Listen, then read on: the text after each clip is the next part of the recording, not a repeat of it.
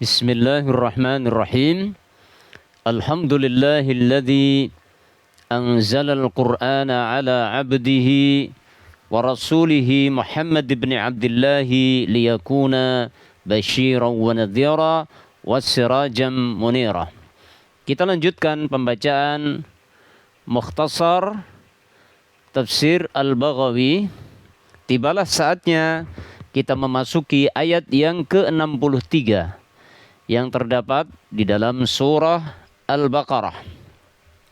Ayat yang ke-63 yang terdapat di dalam surah Al-Baqarah. Mari kita baca, kita simak pembacaan ayatnya terlebih dahulu sebelum kita membaca mukhtasar tafsirnya. A'udzu billahi minasy syaithanir rajim. وَإِذْ أَخَذْنَا مِيثَاقَكُمْ وَرَفَعْنَا فَوْقَكُمُ الطُّورَ خُذُوا مَا آتَيْنَاكُمْ بِقُوَّةٍ وَاذْكُرُوا مَا فِيهِ لَعَلَّكُمْ تَتَّقُونَ. Wa'idh dan ingatlah, wa'idh akhadna dan ingatlah ketika kami mengambil mitsaqakum perjanjian kalian, warafa'na dan kami angkat, fauqakum di atas kalian, at-tura gunung Sinai, khudu ma khudu pegang teguhlah oleh kalian, ma apa-apa, atainakum yang telah kami berikan kepada kalian, biquwatin dengan kuat. Wadhkuru dan ingatlah, ma apa saja fihi yang ada di dalamnya, la'allakum tattaqun agar kalian menjadi orang-orang yang bertakwa. Allah mengingatkan kembali di dalam ayat ini tentang kesalahan masa lalu nenek moyang orang-orang Yahudi terdahulu. Ketika Allah mengambil perjanjian dengan mereka, yaitu mereka akan beriman dan akan mengamalkan apa saja yang ada dalam kitab Taurat. Akan tetapi ternyata setelah kitab Taurat diturunkan kepada Nabi Musa alaihissalam, mereka menyelisih kitab Taurat itu, mengingkari isi kitab Taurat yang sebelum turunnya mereka berjanji akan mengikuti. Karena mereka memang meminta agar diturunkan kitab kepada mereka sebagai acuan, sebagai panduan untuk mereka. Tapi ternyata mereka mengingkari dan menyelisih janji mereka untuk setia mengamalkan isi kitab Taurat. Maka Allah Subhanahu wa ta'ala pun mengutus malaikat Jibril untuk mengancam mereka dengan mengangkat gunung Sinai. Jadi gunung Sinai itu diangkat di atas kepala mereka, ya, untuk menakut-nakuti mereka, mengancam kalau mereka tidak mau mengikuti isi kitab Taurat, maka gunung Sinai itu akan ditimpakan kepada mereka sehingga mereka akan binasa. Ya, lalu mereka pun menjadi sadar pada saat itu. Jadi subhanallah, inilah perilaku nenek moyang orang-orang Yahudi terdahulu yang begitu buruknya perilaku mereka, begitu parahnya mereka di dalam penentangan terhadap kitab Taurat yang mereka yakini itu sebagai kitab panduan hukum untuk mereka. Ya, baru setelah mereka melihat azab di depan mata, terpaksa mereka baru mau mengikuti. Itu nanti ketika azab itu sudah dilewat, sudah dibebaskan dari mereka, nantinya pun juga mereka akan kembali lagi seperti apa yang terus berulang-ulang, ya, berulang kali dilakukan oleh orang-orang Yahudi tersebut. Mari kita baca mukhtasar tafsirnya supaya lebih jelas lagi. Qauluhu ta'ala, firman Allah Ta'ala, wa idh akhadna mitsaqakum ahdakum ya ma'syaral yahud. Firman Allah Ta'ala, wa idh akhadna, dan ketika kami mengambil perjanjian kalian, ahdakum ya ma'syaral yahud, wahai orang-orang Yahudi. Ingatlah itu.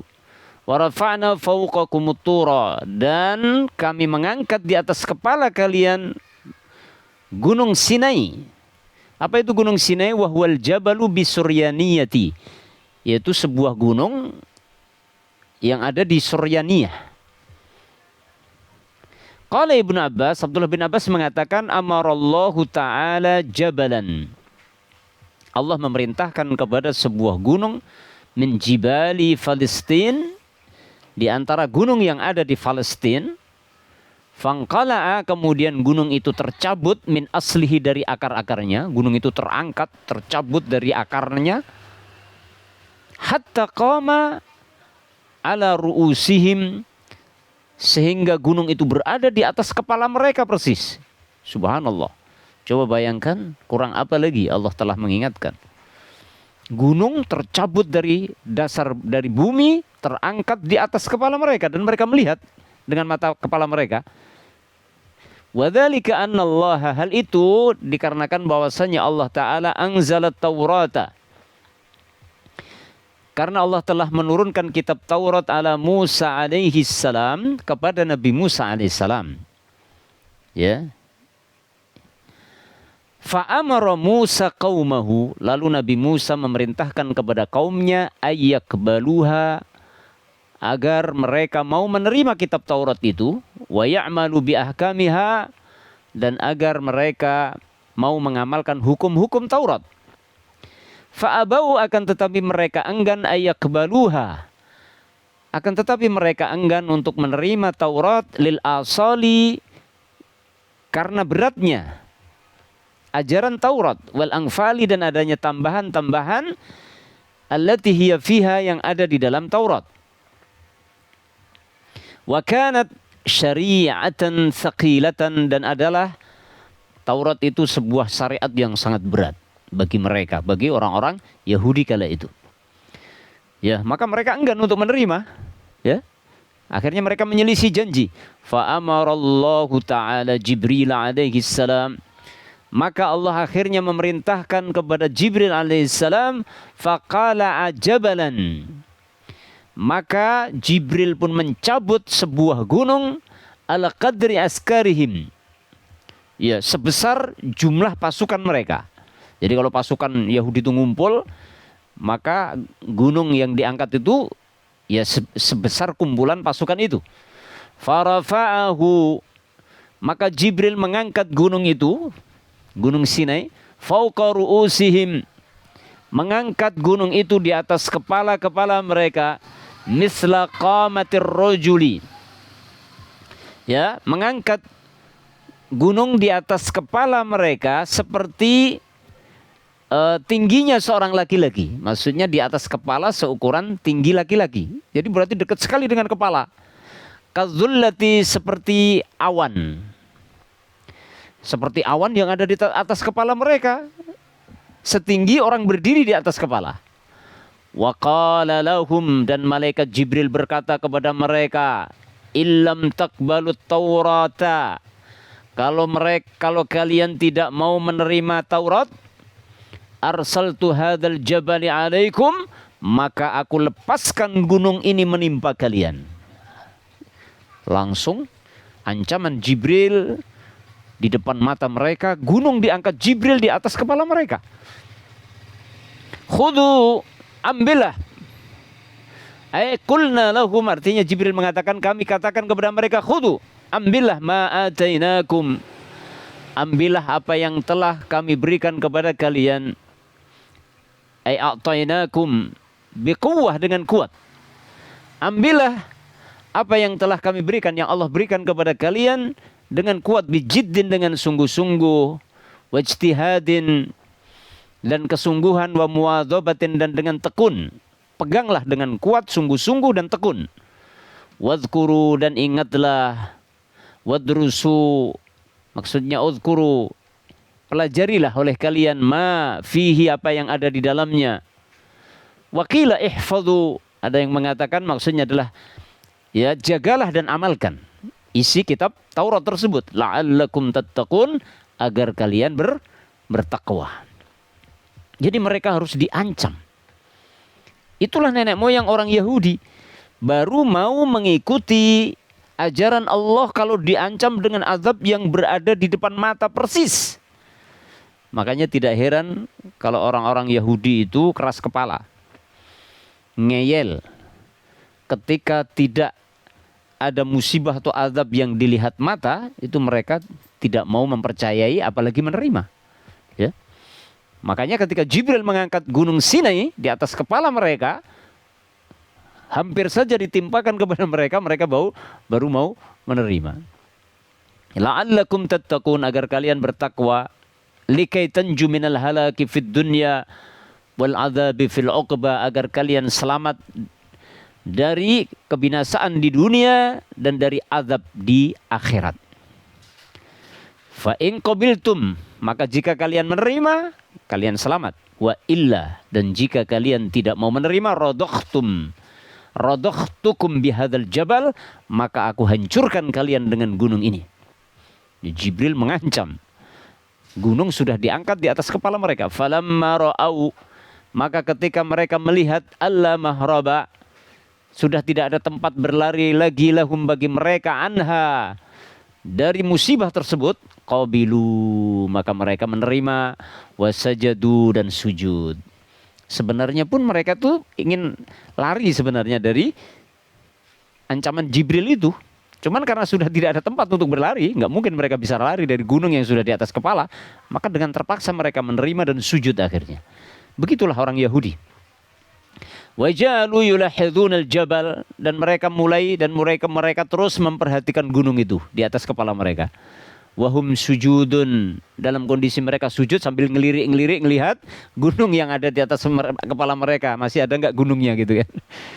Fasara sunnatan fil Yahudi, maka menjadi sebuah sunnah ajaran di dalam bangsa Yahudi, la yasjuduna, mereka tidak mau sujud illa ala ansafi wujuhim, mereka tidak mau sujud kecuali di atas setengah wajah mereka. Lihat sujudnya orang Yahudi gimana, cuman ngangguk-ngangguk gini kan.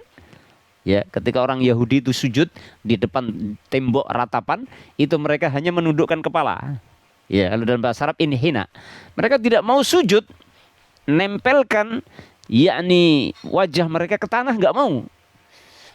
Kenapa? Karena pada asalnya sujudnya orang Yahudi itu hanya kamuflase. Sujudnya orang Yahudi tersebut itu hanya untuk menyelamatkan diri mereka dari gunung Sinai yang sudah diangkat Jibril di atas kepala mereka. Jadi mereka sujudnya setengah-setengah. Jadi pada asalnya mereka itu nggak mau sujud.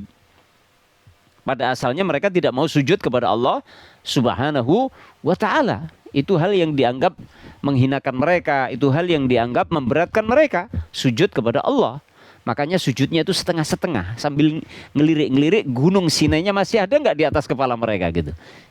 Ya, sehingga akhirnya menjadi ketetapan sunnah ajaran bangsa Yahudi, mereka sujudnya hanya setengah wajah. Artinya wajahnya ditundukkan, tidak ditempelkan sampai ke tanah, tapi hanya ngangguk-ngangguk kan. Lihat bagaimana ketika orang-orang Yahudi itu sujud di depan dinding ratapan, itu hanya menundukkan kepala gitu saja, tidak mau sujud menempelkan jidat mereka ke tanah. Wa yaquluna, dan mereka mengatakan bihadzas sujudi rufi'al adzabu anna. Ya, dengan sujud ini maka diangkatlah azab dari kami. Ya. Jadi orang Yahudi itu dengan terpaksa mau sujud kepada Allah, mau mengikuti ajaran isi Taurat. Kenapa? Karena ancaman siksa diangkatnya gunung Sinai di depan mata, di atas kepala mereka.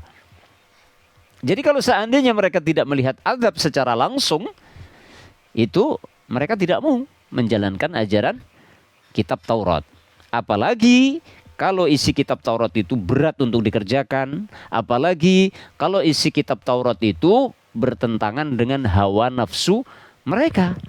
Maka pada akhirnya nanti orang-orang Yahudi itu hobi merubah hukum-hukum Taurat, merubah apa saja yang tidak disukai yang ada di dalam ayat-ayat kitab Taurat.